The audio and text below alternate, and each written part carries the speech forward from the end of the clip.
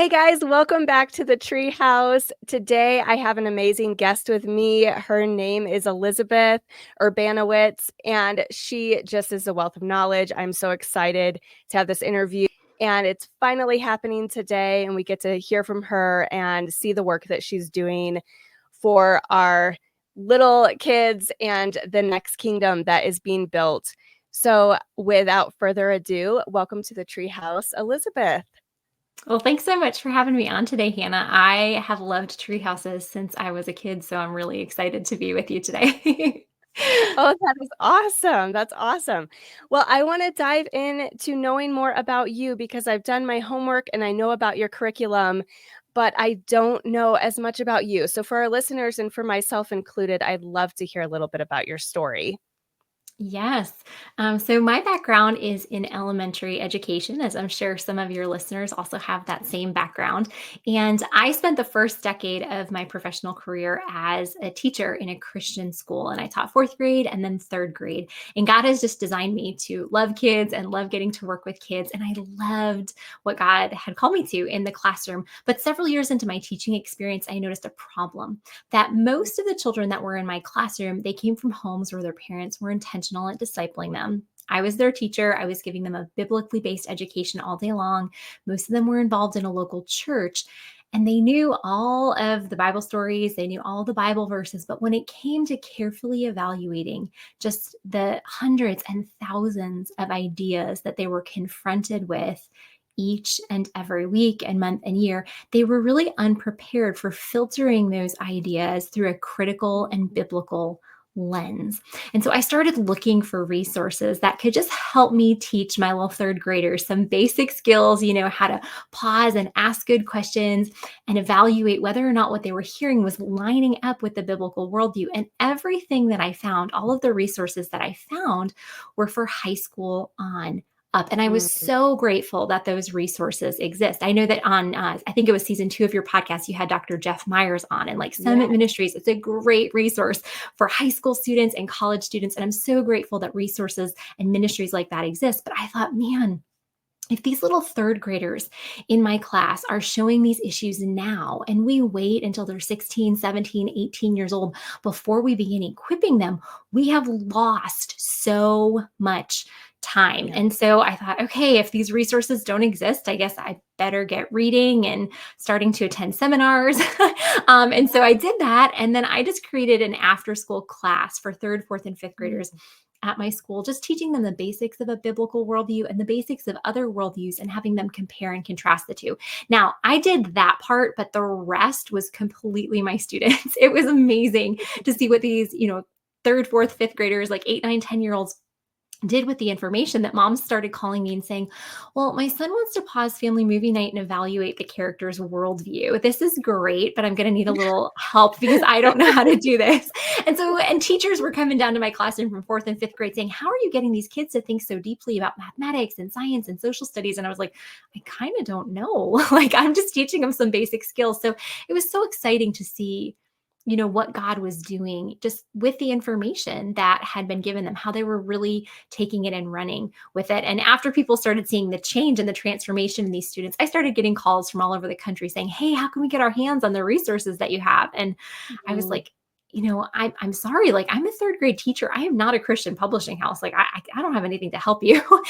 Just go out, read some books, take some classes. I'm sure you'll be fine. But everyone was like, no, just let us know when this is published. So eventually, a few years into receiving those requests continuously, I went back to school to get a master's degree in Christian apologetics just to make sure that I really knew Mhm. what I was talking about. And then in the middle of that degree, I stepped back from the classroom and started Foundation Worldview, which is a ministry that's designed to help Christian parents and educators and church leaders equip the children in their care to think critically and biblically and evaluate every idea that comes their way. And so, as I mentioned, as you and I were chatting before, Hannah, I'm single, I'm not married, I don't have children of my own. So I'm not, I'm not in the day in, day out as a parent, which I Mhm. know most of your listeners are. And that is such a vital job. But my role in the body of Christ, since I don't have that day in, day out stress and pressure, is Mhm. to help create resources that can then help support parents as they're in the daily grind of trying to faithfully disciple their children.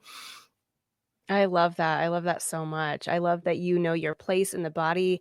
That's such an important piece that you just mentioned there that I could Mhm. go a whole other different podcast on. I love it. Can you tell us a little bit, so what actually is this curriculum made up of? Like what all, I mean, kind of give us the layout of the land of what we could expect looking at this curriculum.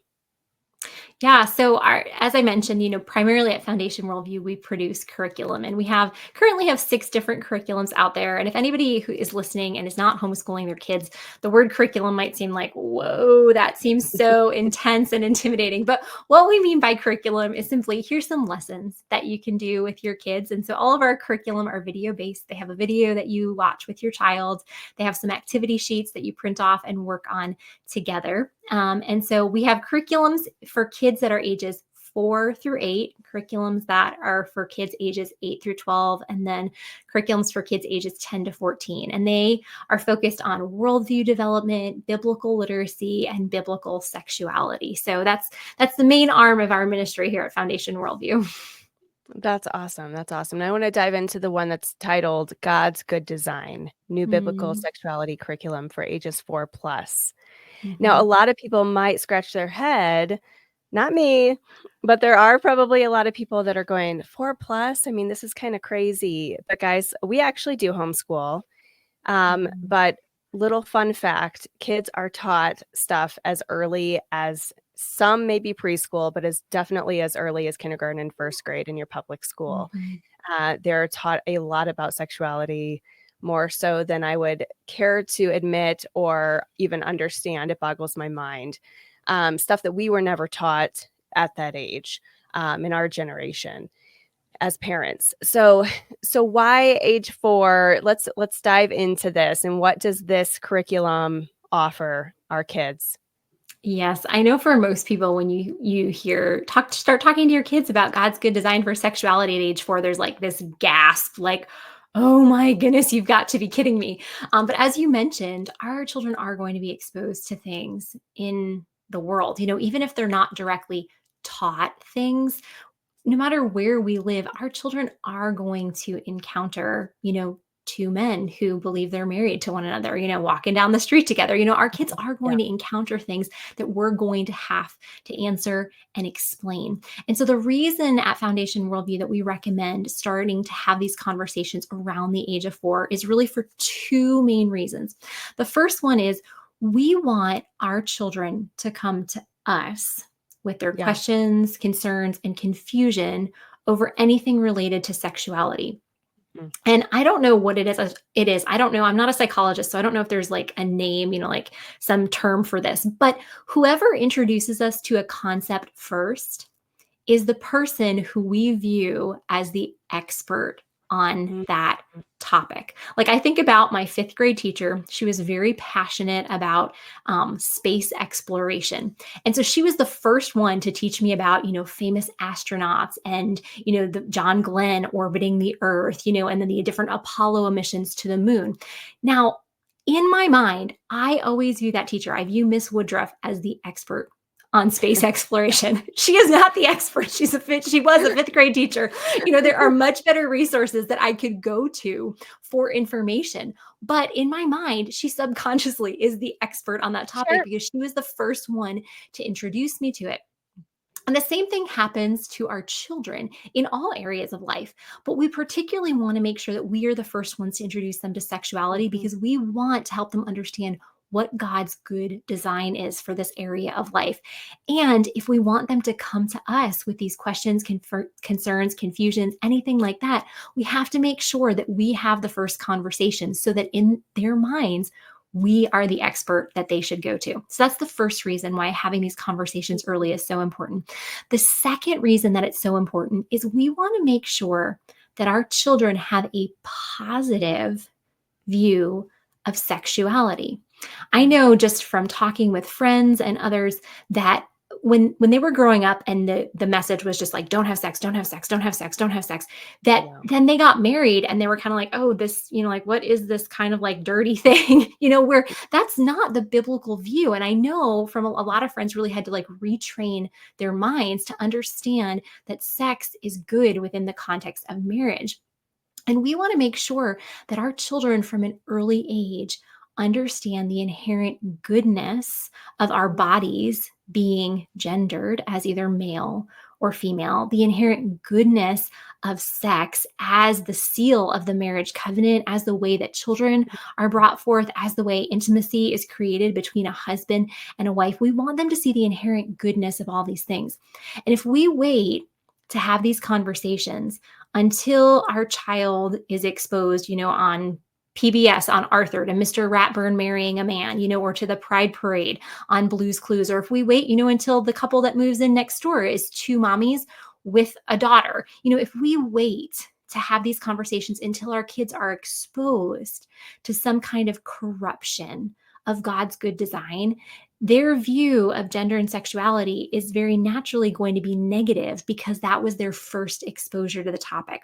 Where Mm. before we encounter any of these things, we want to have these conversations that show our kids this is a good thing. This is what God's good design is. So, for those two reasons, I say it is so important that we have these conversations early. As an added bonus, this is not a reason why to have the conversation, but it is a big added bonus. When you start talking with your child about topics related to gender and sexuality when they're 4, 5, 6 years old, there's only one person in the conversation who feels awkward. And that is you. Because our little ones, they don't have any awkwardness around this topic, where if we wait until our children are like 9, 10, 11, and their bodies are already starting to change and they're not exactly sure what's going on and their hormones are changing and their emotions are raging, all of these things, start having the first conversation then, while it's not impossible, it's going to be a lot more uncomfortable for our children. So if we can start this conversation early, our children are not going to be uncomfortable. That's awesome. That's awesome. Yeah, I mean, we see in Genesis, I say all the time, and in multiple of my own writings, if we don't believe Genesis 1 first, Mhm. the rest is bogus. I mean, we've got to believe Genesis 1 first. He created male and female. And then, Mhm. everyone's like, oh, that's Old Testament. So much has changed. Oh, well, flash forward to Matthew. Matthew reiterates it. Like Mhm. we know God, I mean, it's thousands of years later, he created the male and female. And, over and over in Mhm. the Bible just completely lays that foundation of truth for us. And, Mhm. that's something I have a 14-year-old. Now he's 14. I have an 11-year-old daughter and a 5-year-old daughter. And Mhm. honestly, I mean, the journey's changed over the years. And the things Mhm. that I said to my son maybe when he was 5 is maybe a little different. But man, I talk Mhm. to them kind of like they're all the same age. Mhm. And it's just, it's just like, here's my classroom. You guys are all in different maturity levels, and I go into depth differently with the three of them. Mhm. Those single personal conversations are different. But maybe what would be super helpful, maybe walk us through a lesson of this concept. Since I have a 5-year-old, I'm picturing myself going through this kind of curriculum with her. My oldest ones have heard it from me for years, different ways, but I would love to see how this curriculum kind of Mhm. unfolds and maybe walk us through like a typical lesson plan, what that looks like. Yeah. So what I'll do is I'll walk you through the big picture so you can kind of Okay. see the progression and then zero in on like a lesson or two. So the curriculum is actually broken up into three big units. And this was what took me and the team like the longest time when we were first figuring out just how to cover this concept well. We were like, okay, so we want to cover, gender, we want to cover marriage, we want to cover family, we want to cover these topics. We also want to, prepare them to reject pornography and to protect them from abuse and give them basic introductions to like homosexuality and transgenderism and why these aren't God's good design. And we are just like reeling with like what are the big categories here that our kids need to know. And then Yeah. over time as we hashed it out, it became really clear that first we need to cover the concept of design. You were mentioning Genesis 1 before, and Genesis 1 makes clear that we, along with the rest of creation, have been intentionally designed. And it Mhm. is that design that then points us to the designer and the goodness of his design. Where if we just got here, randomly, accidentally through millions of years of blind, unguided evolution, well, we don't really have any inherent meaning. We don't really have any inherent value or dignity. So we can create our own futures, but that is not what all the evidence points to. When we look at the complex systems in our body, those systems, each and every one of them is pointing to a designer. So in the first unit, we cover the concept of design, and we just introduce that design is a purposeful plan. And then we have kids look at different objects to tell whether or not they have been designed by looking at the intentionality of the plan. And then we connect it to us. And we just give them some basic facts, about like what our lungs do without us even thinking about it. And our heart, how the heart pumps the blood, which carries the oxygen, to all the different parts of our body. And we say, look at the plan here. What does this plan point to? It's a design. It points to a designer. And so then once we've established that we are designed, then we look in the second unit, we look at God's good design for us as individuals. And in the third unit, we look at God's good design for us in relationship. And so in that first unit that covers us as individuals, the first concept we just look at is that God is good, therefore his design is good, because that's the only kind of thing that God can design, because he is good. And then we look at the goodness of God's design, creating us in his image, creating us as male and female, creating us as body and soul. And we look at all of the goodness of these things, but then we also introduce the concept of sin. And we talk about, how sin corrupts God's good design. And then we introduce some of those corruptions. We teach them in one lesson, because of sin, feelings can trick us. Because of sin, not all touch is good touch. Because of sin, not all pictures are good pictures. So we introduce them to these corruptions and then wrap it up by saying, when Jesus returns, God's good design for us will last forever. Then the third unit, we cover God's good design for relationships. So the first lesson, we just cover how God is Father, Son, and Holy Spirit. That means he's relational. He's relational, so he designed us to be relational. And then the next concept we introduce is how God designed different kinds of love for different kinds of relationship. Because one thing we really want to prepare our kids to understand is that when our world, just makes this assumption that all love is sexual, that is a faulty assumption. That God has created friendship love. Yes, he's created marriage love. And he's created family love. Now, those aren't the only kinds of love God's created, but we want our kids to see the difference between those. We talk about the goodness of friendship, then we talk about what marriage is. Biblically, what is marriage? It's one man and one woman becoming one flesh for life. And it's a picture of Jesus and the church.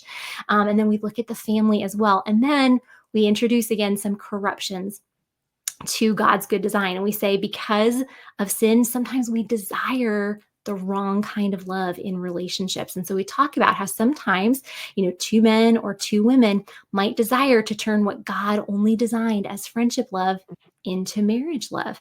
Then we talk about how, because of sin, sometimes we reject or ignore God's good design. And there's many ways that we can do that. And then again, we wrap it up with, when Jesus returns, God's good design for us and for relationships will last forever. So that's the big picture we want to take our kids through. And the way that it plays out in every lesson is, this curriculum is for kids roughly ages 4 through 8. And so, Hannah, you have 3 children, that at those ages, they just need to be moving. They need to have their bodies involved in things. So we have them standing up and sitting down and saying things loudly and quietly.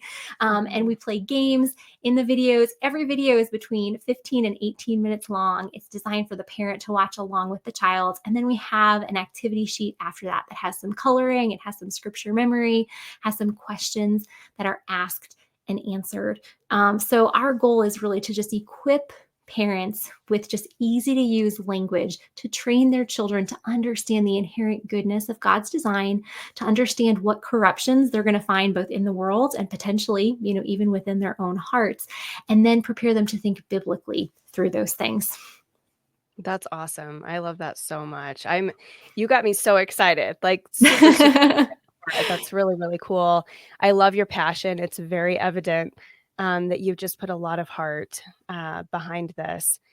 So how can church churches help families teach Mhm. these biblical truths to young kids? I mean, is this a program we can see with churches as well? Mm.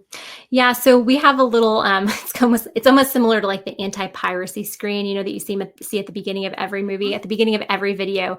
We say that we only authorize the use of these videos if parents are present because Okay.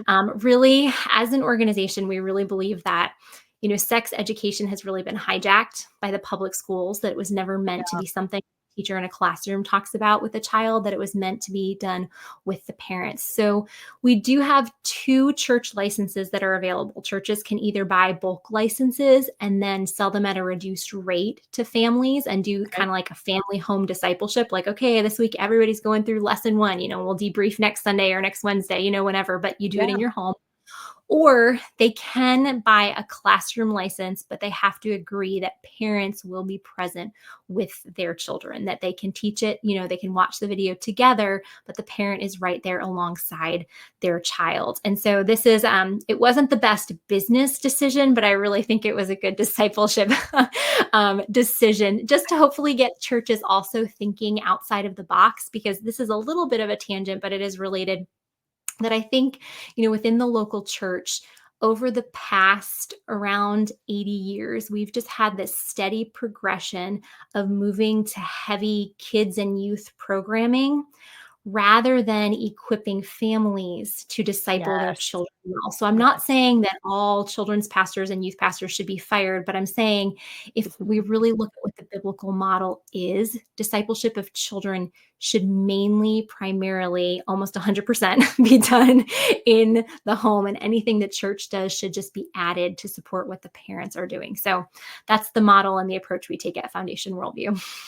I love that so much. I'm 100% behind that. I think this gives really accountability to the parents.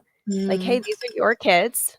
We pawn them off to so many different outlets throughout the week, and whether it's public school or sports or other activities where they're being guided and led by other adults that aren't the parents. And mm, we see that at church as well. And I know it's an unpopular opinion because um, a lot of pastors, a lot of congregates want the sanctuary to be quiet and a mm. good learning environment without tears and cries and tantrums and coloring sheets, making noise. And I think that is we've kept our kids in church with us as much as Mhm, possible mhm. over the years, and especially at those really early ages. And I think that's so important, really, really so important. Yeah, it is. And I think we really need a mindset shift over what church is, because it's interesting because at Foundation Worldview, in our podcast and in some of our webinars, I'm consistently encouraging parents to do exactly what you're talking about, keeping kids in the corporate worship service. And it's so interesting, just the comments that we get of people being vehemently opposed to this on YouTube. And the most common response is, I can't get anything out of the service when my kids are there. And now, we don't really respond to comments like that. People can share their opinions, that's fine. But what I really want to do is take that person by the hand and take them out to coffee and ask, is the Mm, purpose of corporate worship on Sundays to get something out of it?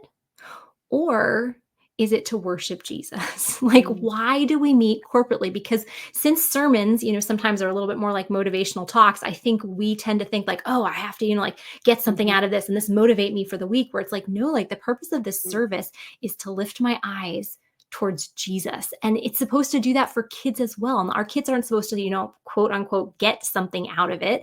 They're supposed to have their eyes lifted towards Jesus.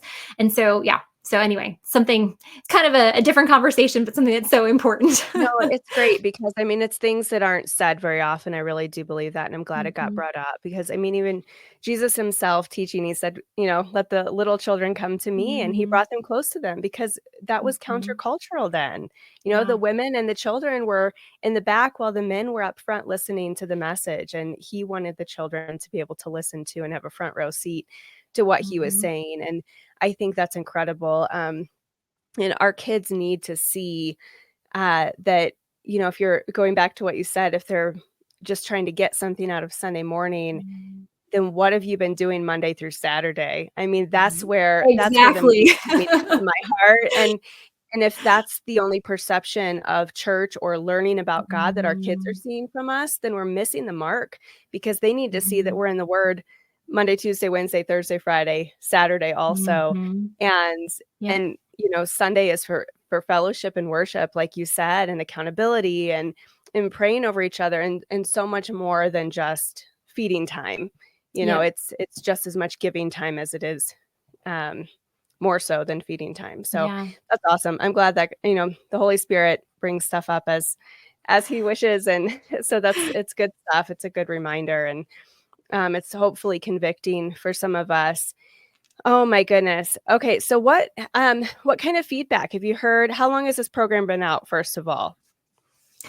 Yeah, so we released God's Good Design curriculum in the middle of June of 2024. So as you and I are recording this, it's been about 3 months. When this is released, it's going to be a little bit more time. So there hasn't been too much time for people to implement it and give Yeah. us feedback yet. But the feedback that we have heard so far has been positive. That parents have said that they're so grateful just for the language that's used, because it's Mm, modeled in the videos, and then it's language that they can use for their children, which sometimes, that's one of the most challenging things about teaching and instructing children. Now, I'm sure for most of the moms and dads listening, you have language that you use with your kids. You just figure it out over time. Like, I remember the first time I heard my brother reference like the bathroom as the potty for like his 2-year-old son. I just laughed out loud because I know my brother so well. And I'm like, never in any other situation in this man's life would he ever have used that term. But he, like, he loves his son, he knows his son. So he used that right. term. And so we tend to have language in these Mhm. situations with our kids. But when it comes to explaining biblical terms or cultural terms, sometimes it's hard when we might not have even thought through the concept really well to think through, oh my goodness, what is language that I can use to talk through Mhm. this with my child? And so I think that's one of the things that's really most valuable about this program, and that we've already received good feedback from, is that it helps start these conversations in really developmentally appropriate language, and then also just provides further talking points for parents to have with kids. Like, some parents have said, now even when they're in the car driving, they're just saying, okay, let's play our designed or not designed game. Like, let's look for things on the road, like that are designed, things that have not been designed. And it's really hard to find things that have not been designed. But, like, if you find like asphalt that has been cracked, like that crack was not purposely placed there, or if you see a mud puddle, that wasn't like purposely placed there. So just even Yeah. like simple games that parents can play with kids to just continue building this paradigm in their mind of what Mm. design is and how God's design for us is so good. I love that so much. So my background actually is in interior design and architecture. Oh. And so, I mean, this is just like, oh my goodness, I love it so much.